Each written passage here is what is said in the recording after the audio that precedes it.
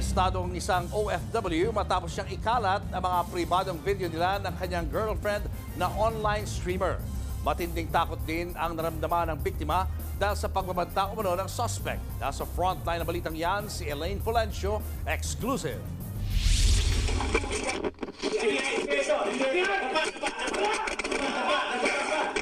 Sinalakay ng mga ahente ng NBI Organized and Transnational Crime Division ang coffee shop na ito sa Pampanga. Pinadapa at pinusasa ng sospek na si alias Berto na inireklamo ng kanyang girlfriend na isang online streamer. Ayon sa biktimang si alias Lovely, isang OFW ang sospek na nakilala niya sa isang streaming app. Matapos ang halos ilang buwang relasyon, unti-unti na raw nagbago ang lalaki. Naging seloso raw ito at nagsimula siyang pagbantaan.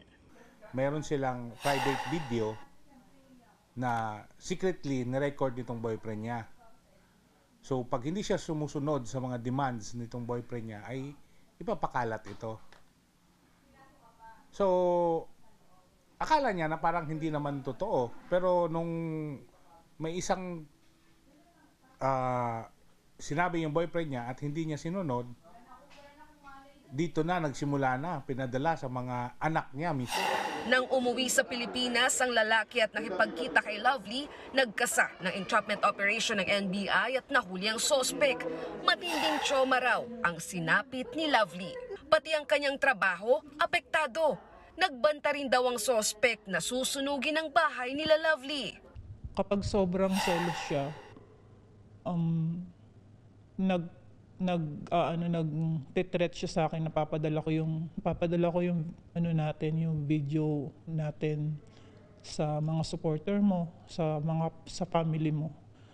Sinasabi niya ipapadala pero napadala na pala niya. Ginagawa niya talaga, hindi threat, talagang ginagawa niya. Kaya nauubos yung supporter ko. Sa investigasyon ng mga otoridad, nagpositibo rin ang sospek sa illegal na droga. Aminado naman ang sospek sa mga nagawa. In-spread ko yung videos namin. So, hindi ko siya in-spread to sa mga relatives lang niya, family members niya, not anywhere, anybody. Pero syempre, siguro, yun ang way ko para, kasi binlock niya ako agad eh. Siguro yun ang way ko para pausapin niyo ulit ako, sir, ma'am. Tapos yun nga, pero nagsisi naman ako sa learn lesson sa akin to. Siyempre, inuman, tropan, matagal na akong yun, sakto, napahit. So, then, eto yung nangyari din 3 days ago. So, siyempre, nagpa-positive pa ako, pero hindi. Mahaharap ang sospek sa mga patong-patong na reklamo. Nagbabalita mula sa frontline. Elaine Fulgencio, News 5. Mga kapatid, Julius Babaw po. Iba na ang may alam at may pakialam sa panahon ngayon.